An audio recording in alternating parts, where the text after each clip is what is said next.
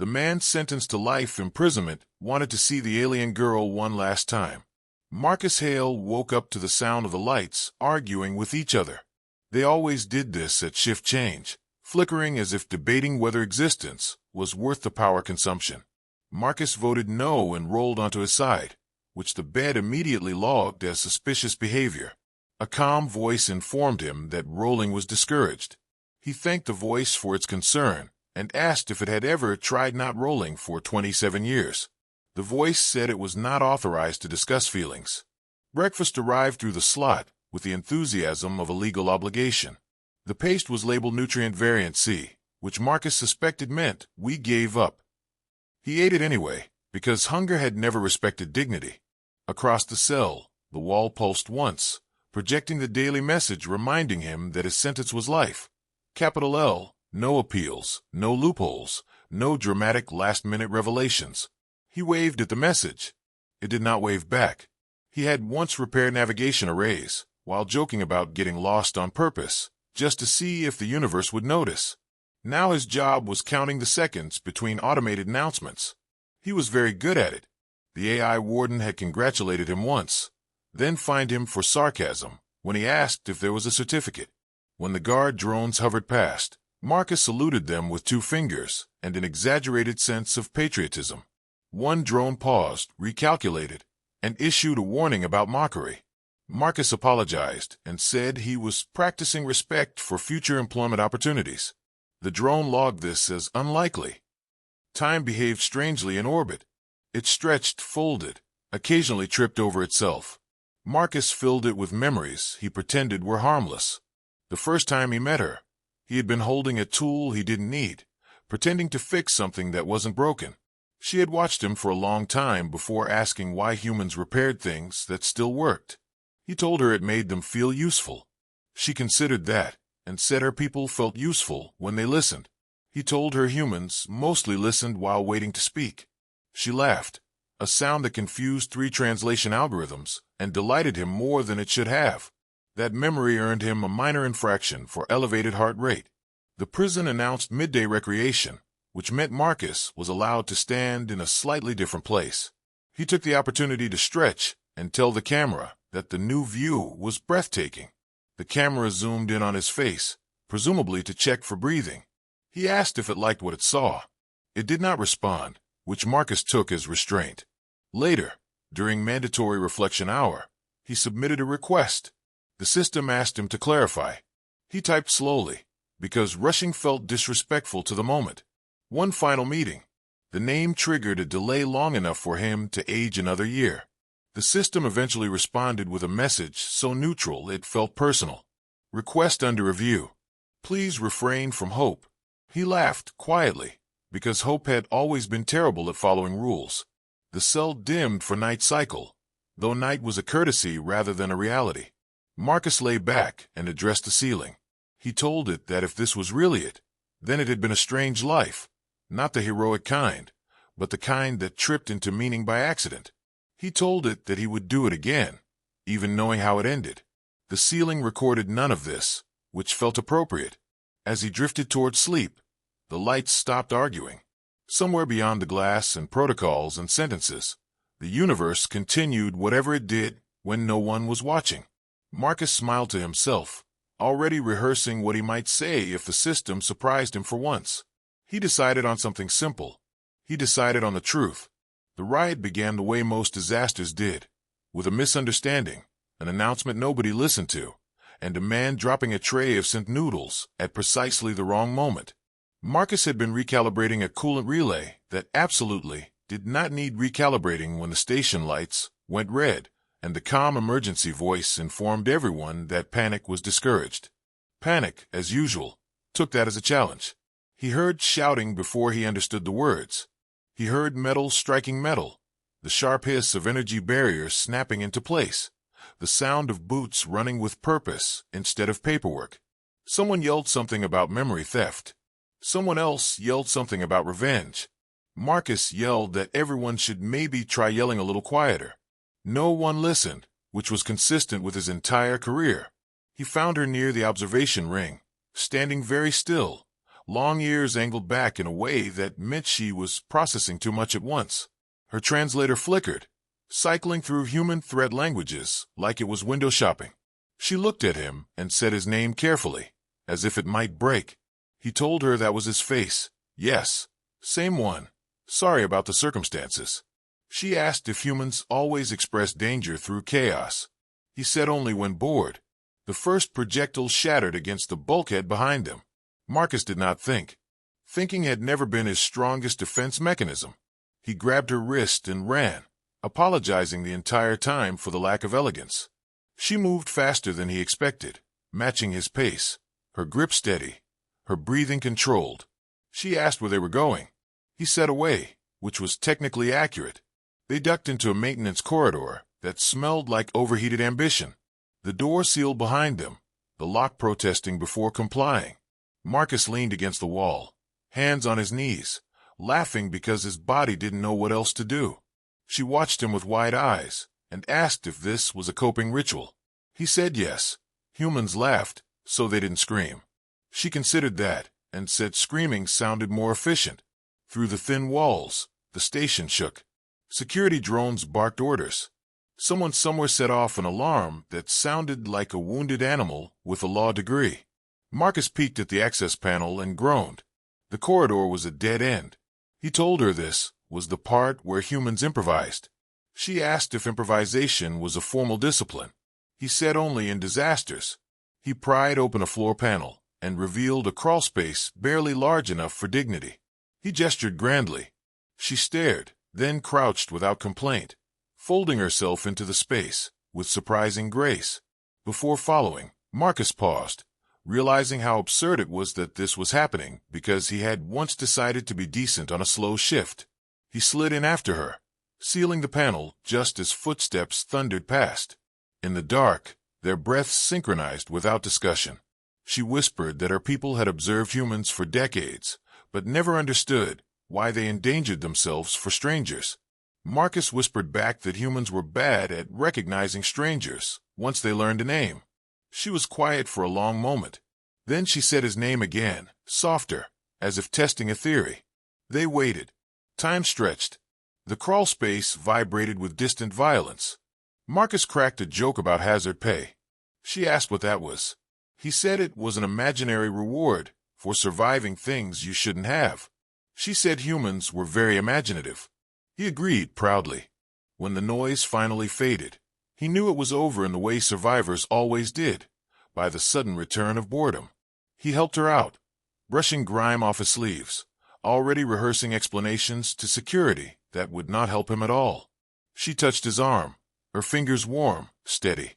She said he had changed her understanding of humanity. He told her that was unfortunate timing. Later, as they were separated by uniforms and authority and forms that would ruin his life, Marcus smiled anyway. He had protected her. That felt like something worth the paperwork. The trial lasted 9 days, which Marcus thought was excessive considering everyone had already decided on the ending. He spent most of it seated in a chair that adjusted itself every few minutes to prevent comfort. The court called this humane. Marcus called it petty. Every time the chair shifted, he whispered, "We talked about this." And the chair ignored him with professional dedication. They asked him why he interfered. He said because someone was in danger. They asked him why he prioritized an alien life over protocol. He said he hadn't seen the protocol bleeding. This earned him a warning for tone. He apologized and asked if sincerity came in a quieter volume. It did not. The prosecution displayed recordings, slowed down, zoomed in, annotated until every movement looked like a conspiracy. Marcus watched himself run, grab shield. He looked reckless. He looked human.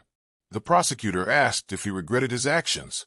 Marcus said only the part where he filled out the wrong form afterward. The judge sighed, a sound like patience being misfiled. She was not there. That was explained to him in very careful language about jurisdiction and interstellar sensitivities. He nodded and said, of course. No one wanted awkward reunions. Someone did not appreciate that and reminded him he was on trial for treason by compassion. Marcus asked if that came with a badge. It did not. When the verdict arrived, it did so with ceremony and silence. Life imprisonment. Capital L. No parole. No appeals. The judge told him history would decide whether he was brave or foolish. Marcus said history had a terrible sense of humor.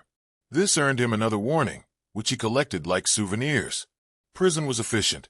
It processed him faster than his favorite coffee machine back home, which felt insulting. His cell greeted him by name and immediately suggested mindfulness exercises.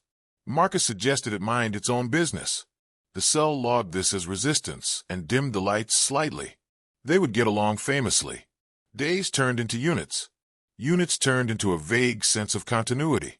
Marcus learned the personalities of the systems. The food dispenser was judgmental. The door was dramatic.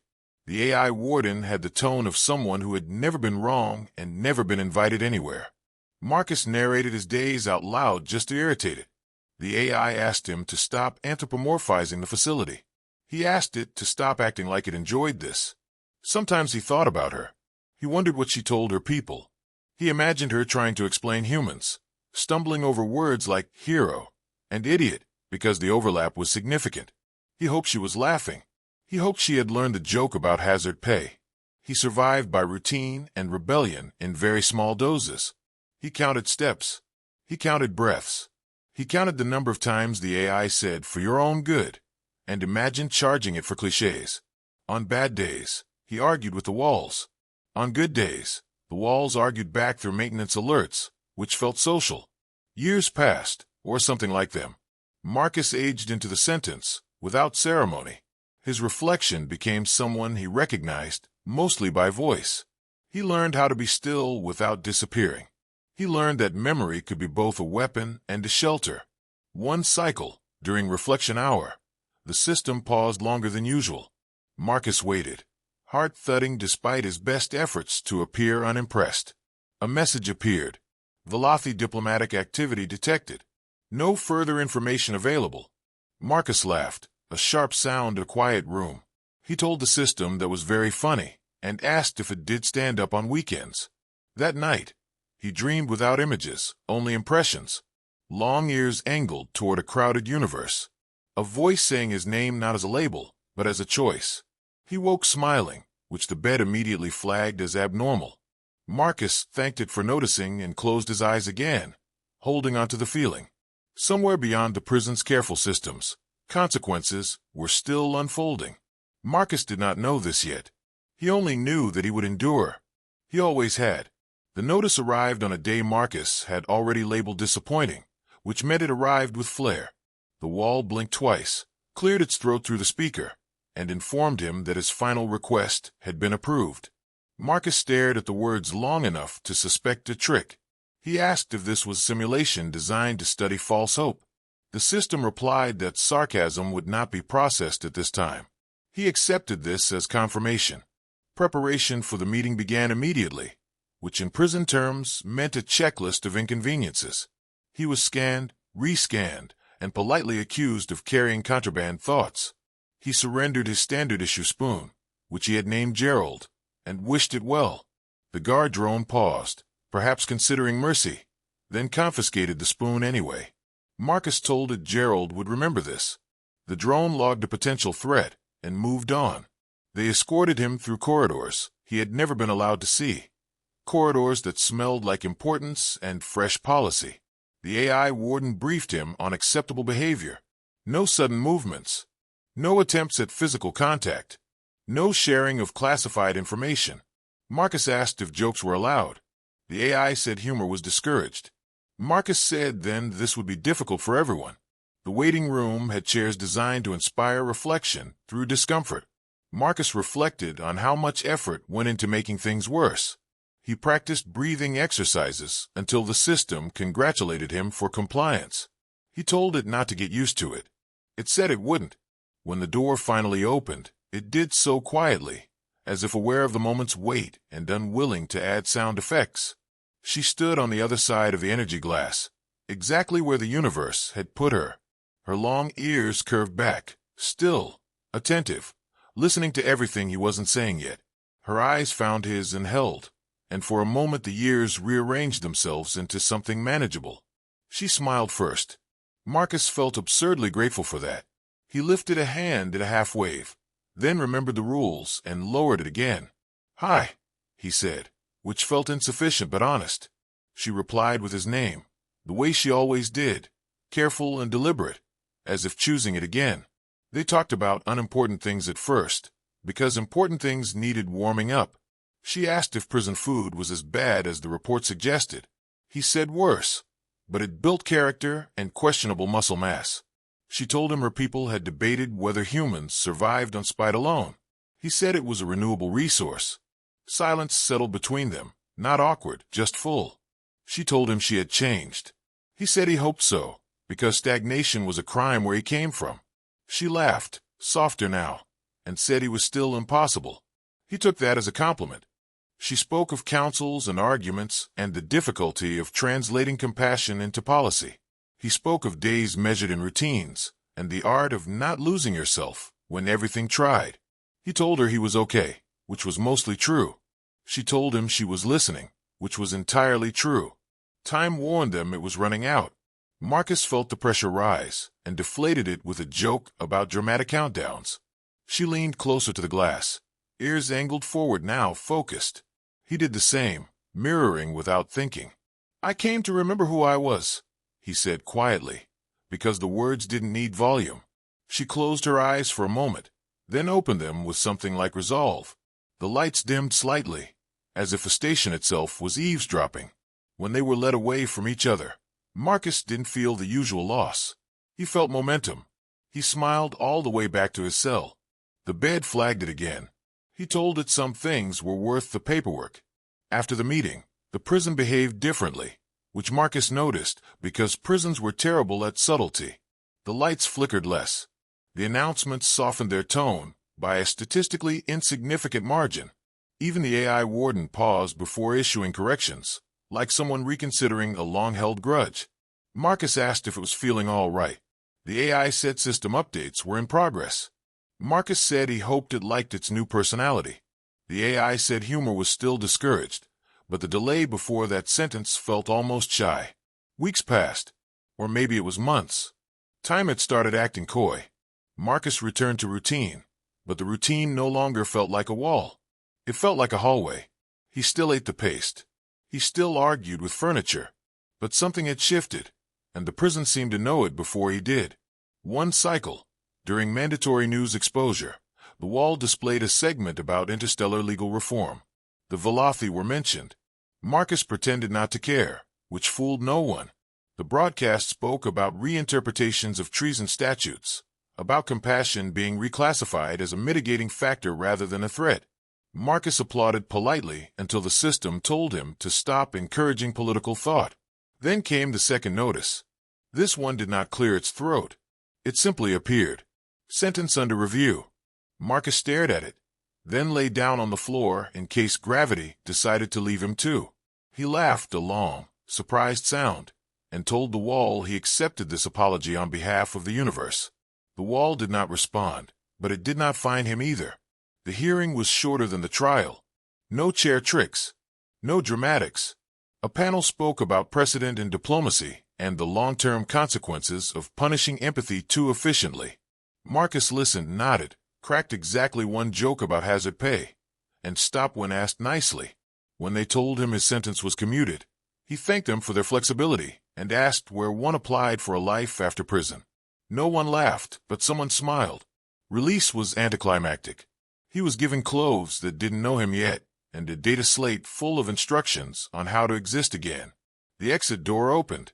Marcus stepped through, paused, and looked back at the cell that had held him together by accident. He saluted it. The AI warden said goodbye. Marcus said try not to miss him too much. The AI did not deny this.